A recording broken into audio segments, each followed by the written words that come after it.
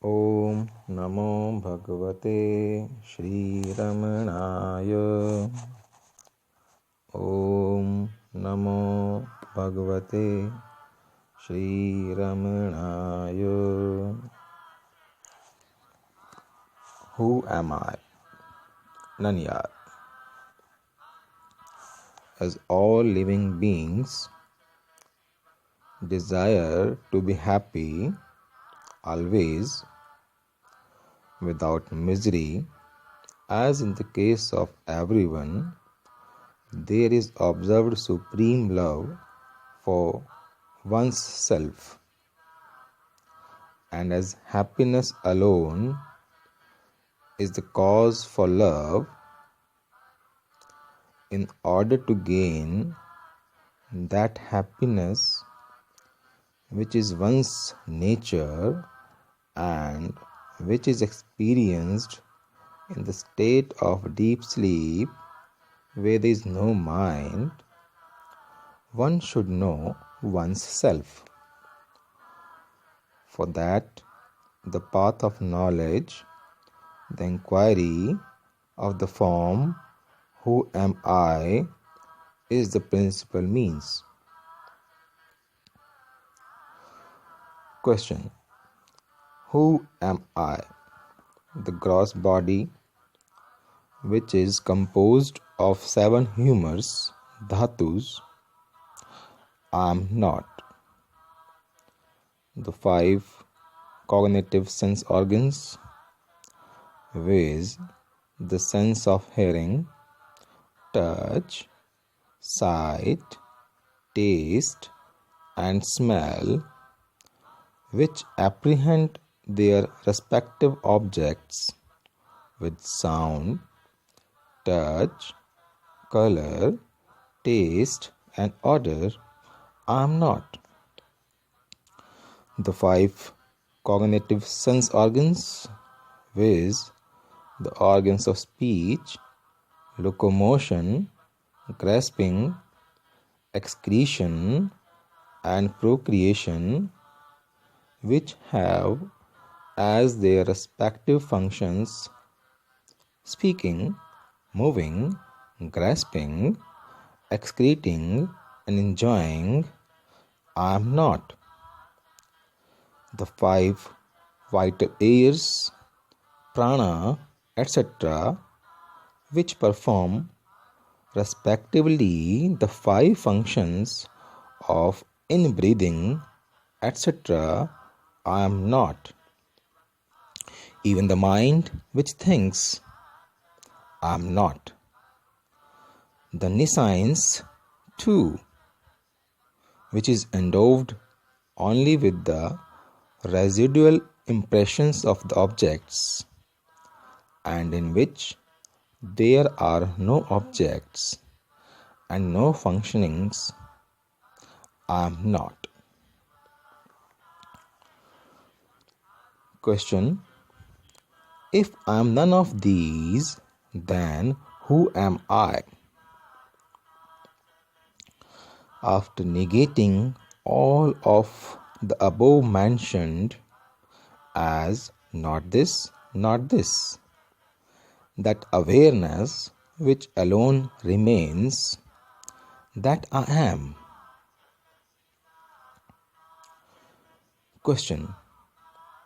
What is the nature of awareness?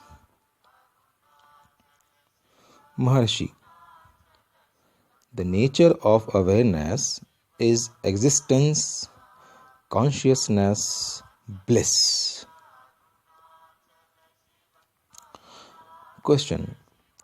When will the realization of the self be gained? When the word, which is what is seen, has been removed, and there will be realization of the self, which is the seer. Question. Will there not be the realization of the self even while the word is there, taken as real? Maharshi. They will not be. Question: why? Maharshi: the seer and the object seen are like the rope and the snake. Just as the knowledge of the rope, which is the substrate, will not arise unless the false knowledge of illusory serpent goes. So, the realization of the self, which is the substrate, will not be gained unless the belief that the word is real is removed. Question: when will the word, which is the object seen, be removed? Maharshi: when the mind, which is the cause of all cognitions and of all actions, become quiescent, the word will disappear. Question: what is the nature of the mind? Maharshi: what is called mind is a wondrous power residing in the self. It causes all thoughts to arise.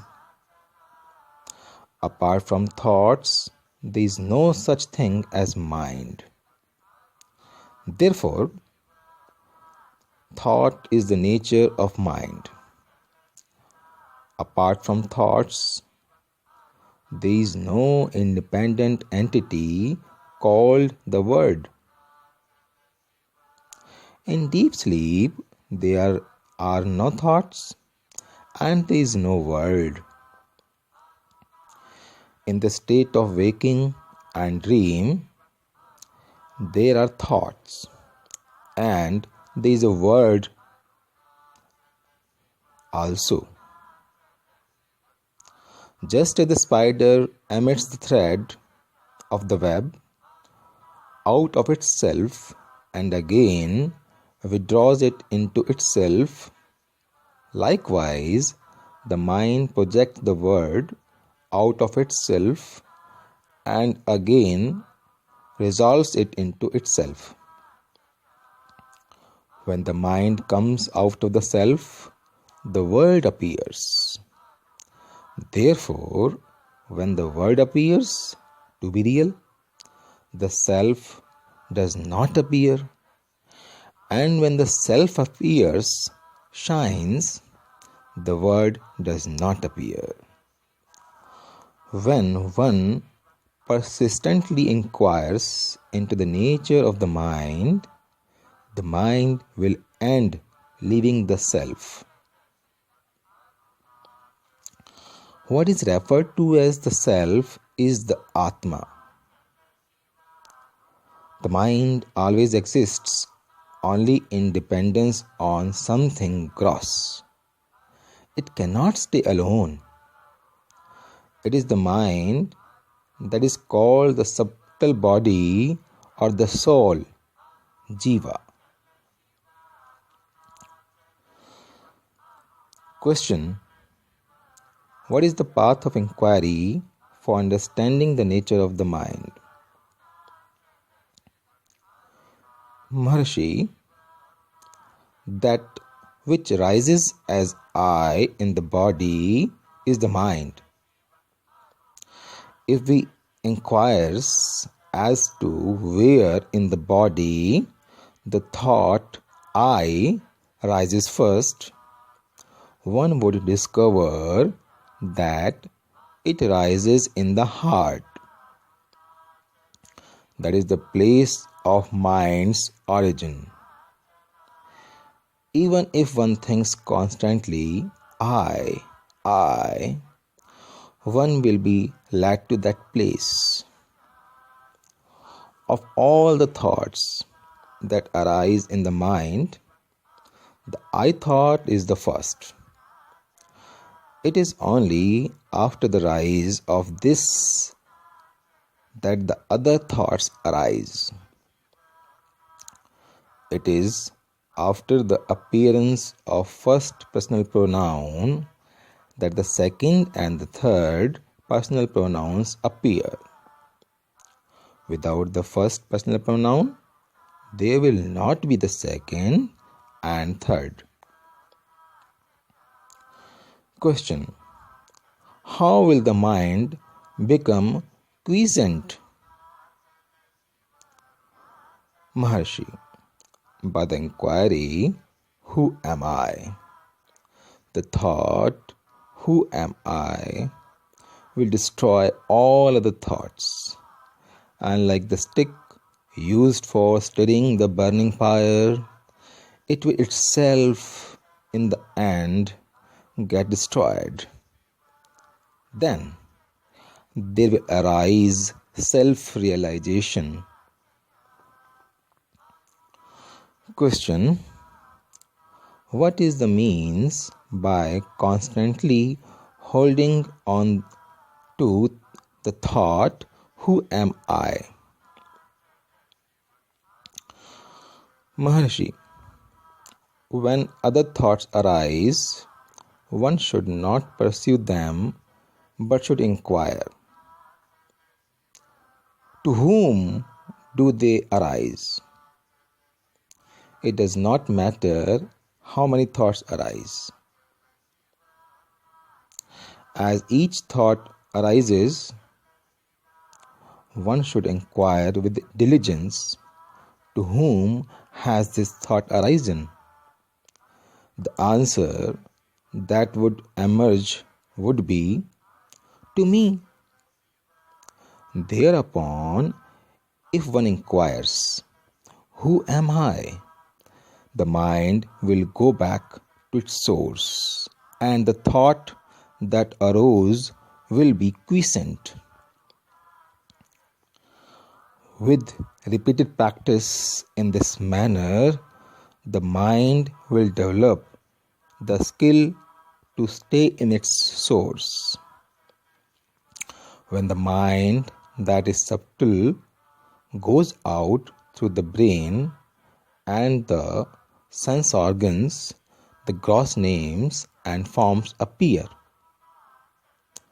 When it stays in the heart, the names and forms disappear. Not letting the mind go out by retaining it in the heart is what is called inwardness, antarmukha. Letting the mind go out of the heart is known as externalization, bahirmukha. Thus, when the mind stays in the heart as the I, which is the source of all thoughts, will go, and the self, which ever exists, will shine. Whatever one does, one should do without the egoity, I. If one acts in that way, all will appear as the nature of the Shiva, God. Question: are there no other means of making the mind quiescent? Maharshi: other than the inquiry, there are no adequate means. If through other means it is sought to control the mind will appear to be controlled, but will again go forth. Through the control of breath also, the mind will become quiescent, but it will be quiescent only so long as the breath remains controlled. And when the breath resumes, the mind will also again start moving and will wander as impelled by residual impressions. The source is the same for both mind and breath. Thought, indeed, is the nature of mind. The thought I is the first thought of the mind, and that is egoity. It is from that whence egoity originates that breath also originates. Therefore, when the mind becomes quiescent, the breath is controlled. And when the breath is controlled, the mind becomes quiescent. But in deep sleep, although the mind becomes quiescent, the breath does not stop. This is because of the will of God, so that the body may be preserved and other people may not be under the impression that it is dead. In the state of waking and in samadhi, when the mind becomes quiescent, the breath is controlled. Breath is the gross form of the mind. Till the time of death, the mind keeps breath in the body. And when the body dies, the mind takes the breath along with it. Therefore, the exercise of breath control is only an aid for rendering the mind quiescent, mano nigraha. It will not destroy the mind, manonasha. Like the practice of breath control, meditation on the forms of God, repetition of mantras, restriction of food, etc. are but aids for rendering the mind quiescent. Through meditation on the forms of God and all through repetition of mantras, the mind becomes one-pointed. The mind will always be wandering. Just as when a chain is given to an elephant to hold in its trunk, it will go along grasping the chain and nothing else. So also, when the mind is occupied with a name or form, it will grasp that alone. When the mind expands in the form of countless thoughts, each thought becomes weak. But as thoughts get resolved, the mind becomes one-pointed and strong. For such a mind, self-inquiry will become easy. Of all the restrictive rules that relating to the taking of sattvic food in moderate quantities is the best.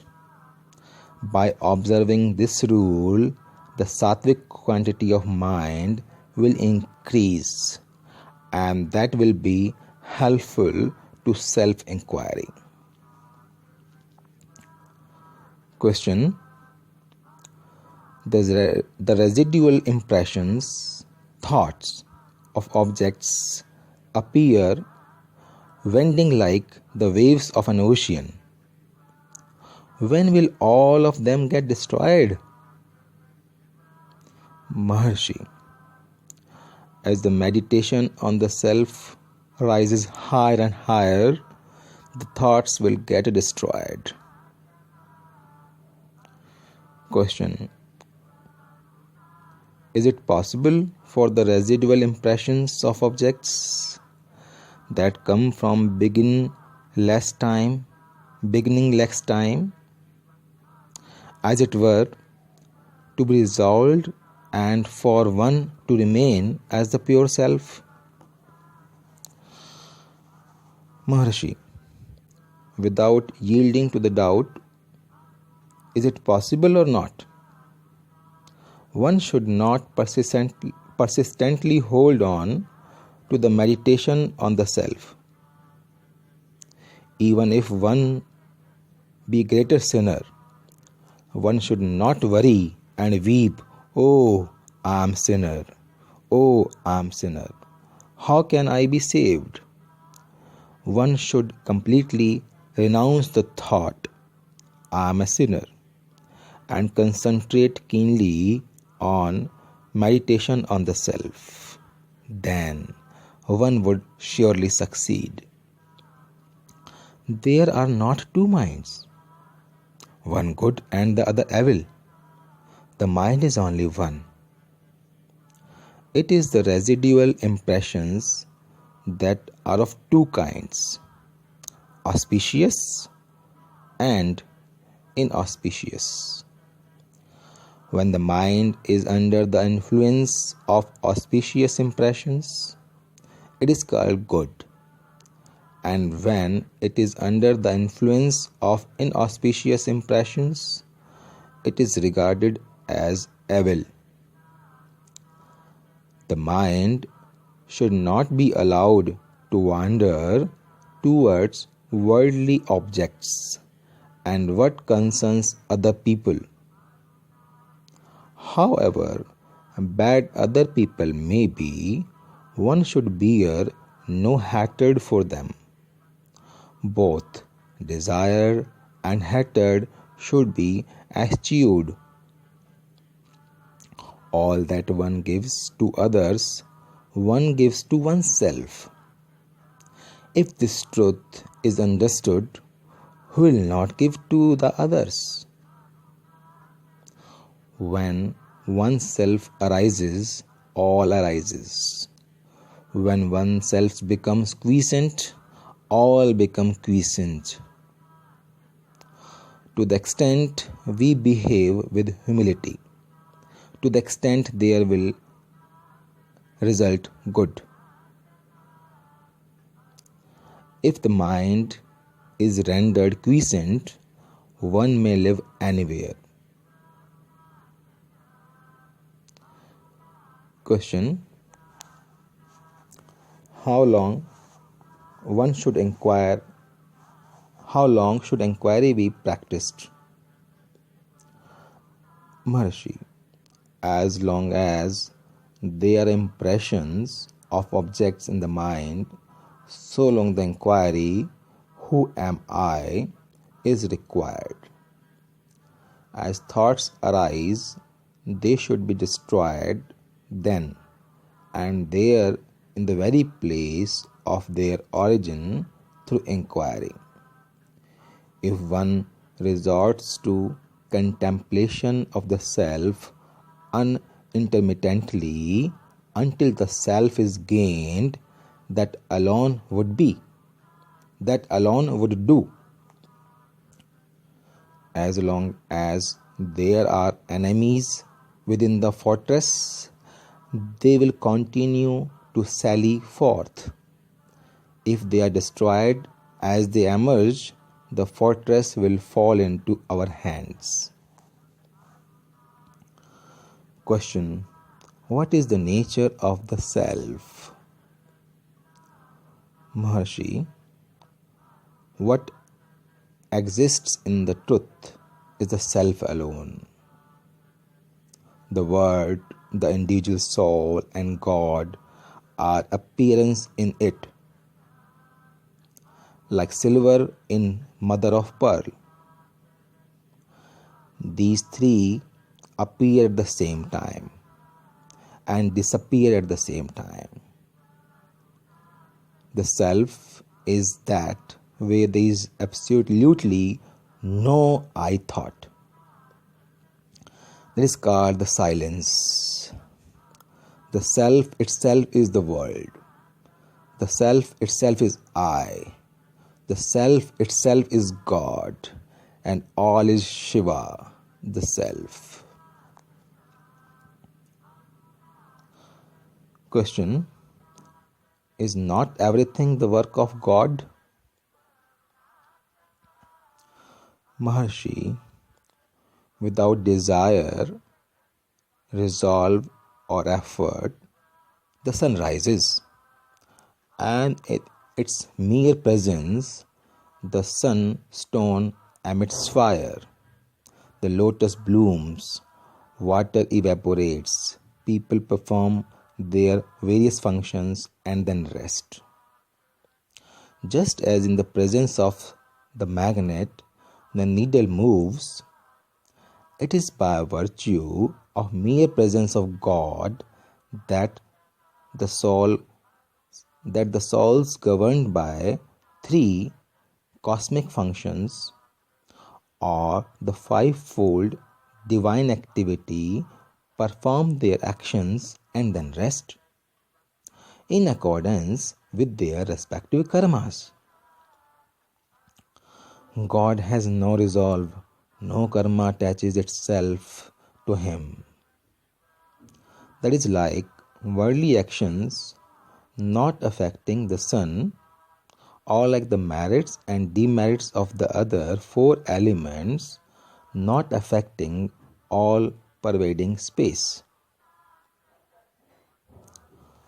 Question: of the devotees, who is the greatest? Maharshi: he who gives himself up to the self, that is God, is most excellent devotee. Giving one's self up to God means remaining constantly in the self without giving room for the rise of any thoughts other than that of the self. Whatever burdens are thrown on God, he bears them. Since the supreme power of God makes all things move, why should we, without submitting ourselves to it, constantly worry ourselves with thoughts as to what should be done and how, and what should not be done and how not? We know that the train carries all loads, so after getting on it, why should we carry our small luggage on our head to our discomfort, instead of putting it down in the train and feeling at ease? Question: what is non-attachment? Maharshi: as thoughts arise, destroying them utterly without any residue in the very place of their origin, is non-attachment. Just as the pearl diver ties a stone to his waist, just as the pearl diver ties a stone to his waist, sinks to the bottom of the sea, and there takes the pearls, so each one of us should be endowed with non-attachment, dive within oneself and obtain the self-pearl. Question: is it not possible for God and the Guru to effect the release of a soul? Maharshi: God and the Guru will only show the way to release. They will not by themselves take the soul to the state of release. In truth, God and Guru are not different. Just as the prey which has fallen into the jaws of a tiger has no escape, so those who have come within the ambit of Guru's gracious look will be saved by the Guru and will not get lost. Yet, each one should by his own effort pursue the path shown by God or Guru and gain release. One can know oneself only one's own eyes of knowledge and not with someone else. Does he who is Rama require the help of a mirror to know that he is Rama? Question. Is it necessary for one who longs for release to inquire into the nature of the categories, tattvas? Maharshi. Just as one who wants to throw away garbage has no need to analyze it and see what it is, so one who wants to know the self has no need to count the number of categories or inquire into their characteristics. What he has to do is to reject altogether the categories that hide the self. The world should be considered like a dream. Question. Is there no difference between waking and dream? Maharshi. Waking is long and dream short. Other than there is no difference. Just as waking happenings seem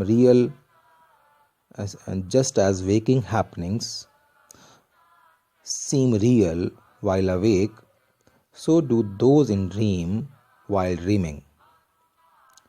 In dream, the mind takes on another body. In both waking and dream states, thoughts, names, and forms occur simultaneously. Question. Is it any use reading books for those who long for release? Maharshi. All the texts say that in order to gain release, one should render the mind quiescent. Therefore, their conclusive teaching is that the mind should be rendered quiescent. Once this has been understood, there is no need for endless reading. In order to quieten the mind, one has only to inquire within oneself what one's self is. How could this such be done in books? One should know oneself with one's own eyes of wisdom. The self is within the 5 sheaths, but books are outside them. Since the self has to be inquired into by discarding the 5 sheets, it is futile to search for it in books. There will come a time when one will have to forget all that one has learned. Question. What is happiness? Maharshi. Happiness is the very nature of the self. Happiness and the self are not different. There is no happiness in any object of the world. We imagine through our ignorance that we derive happiness from objects. When the mind goes out, it experiences misery. In truth, when its desires are fulfilled, it returns to its own place and enjoys the happiness that is the self. Similarly, in the state of sleep, samadhi, and fainting, when the object desired is obtained, or the object disliked is removed, the mind becomes inward turned and enjoys pure self-happiness. Thus the mind moves without rest, alternately going out of the self and returning to it. Under the tree, the shade, Under the tree, the shade is pleasant. Out in the open, the heat is scorching. A person who has been going about in the sun feels cool when he reaches the shade. Someone who keeps on going from the shade into the sun and then back into the shade is a fool. A wise man stays permanently in the shade.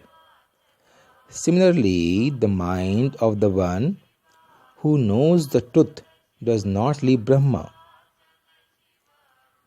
The mind of the ignorant, on the contrary, revolves in the world, feeling miserable, and for a little time returns to Brahman to experience happiness. In fact, what is called the word is only thought.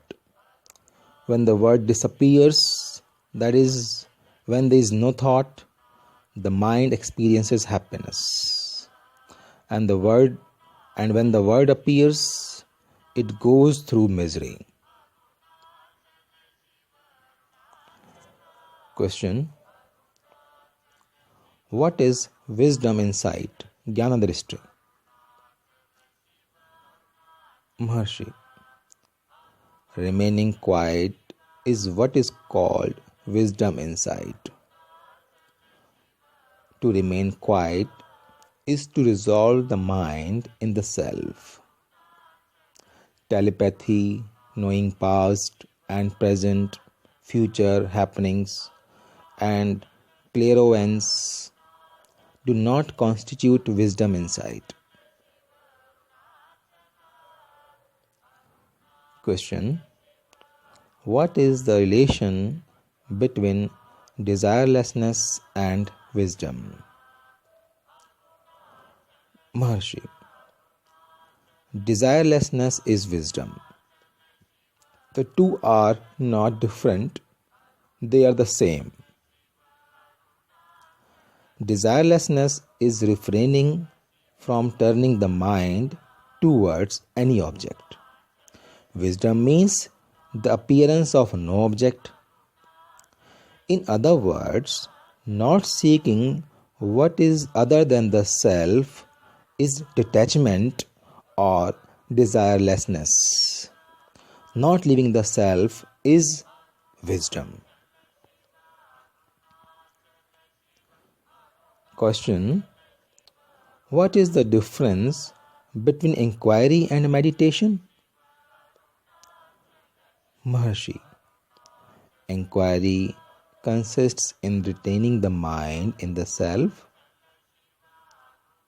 Meditation consists in thinking that one's self is Brahma, existence, consciousness, bliss.